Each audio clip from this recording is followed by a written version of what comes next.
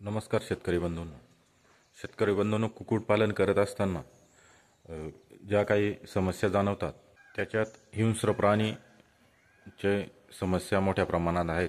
तर या हिंस्र प्राण्यांमध्ये साप, मांजर, मुंगूस अशा प्रकारच्या प्राण्यांचा किंवा सरपटणाऱ्या प्राण्यांचा समावेश होतो। आणि सापाला आपण जी साईडची जाळी आहे ती छोट्या प्रमाणात बनवून त्याचा अटकाव करू शकतो। आणि मांजरीचा पोल्ट्री शेडला कुठेही मांजरीला आत येण्याची जागा मिळणार नाही अशा प्रकारची व्यवस्था आपण करू शकतो। परंतु मुंगुसासाठी व्यवस्था करणं ही फार अवघड गोष्ट आहे।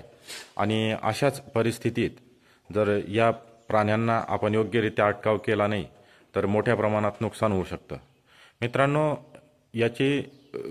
या प्राण्यांचा वावर जर पोल्ट्रीच्या आजूबाजूला असेल, नैसर्गिक जे इंडिकेशन आहे ते म्हणजे आजूबाजूला जर साळुंक्या असतील तर मांजर, मुंगूस किंवा साप आला तर साळुंक्या हा जो पक्षी हा मोठ्या प्रमाणात आजूबाजूला आवाज करत असतो आणि त्याच्या आवाजाने आपल्याला काहीतरी धोका आहे असं समजतो। पोल्ट्रीच्या आजूबाजूला मोठ्या प्रमाणात अशा प्रकारची पिकं आपण घेत असतो आणि अशातच या प्राण्यांना लपायला मोठ्या प्रमाणात जागा मिळत असते।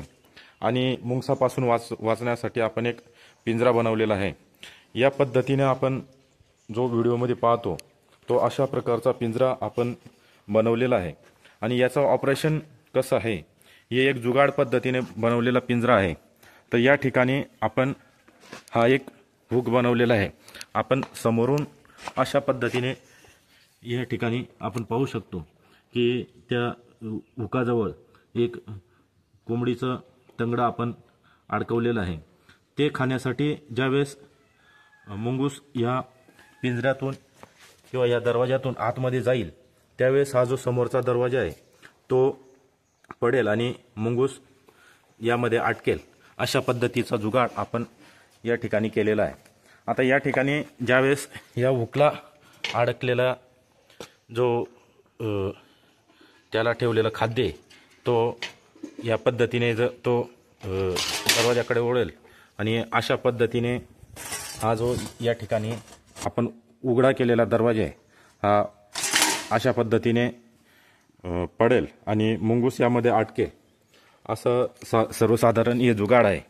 तर आपण या जुगाडाचं आज कशा पद्धतीने मुंगूस या ठिकाणी अडकला हे पाहणार आहोत। मित्रांनो, काल हा मुंगूस अडकलेला आहे आणि या ठिकाणी आपण बघू शकता की मुंगूस आपल्याला दिसत असेल, परंतु या ठिकाणी कसा मोठ्या प्रमाणात आवाज करतो, याचा आवाज किंवा जर डायरेक्ट चुकून हात लागला गेला तर चुकून आपल्याला तो चावा घेण्याची शक्यता नाकारता येत नाही। त्यामुळे अशा पद्धतीने जुगाड करताना योग्य ती खबरदारी शेतकरी बांधवांनी घेतलेली बरी।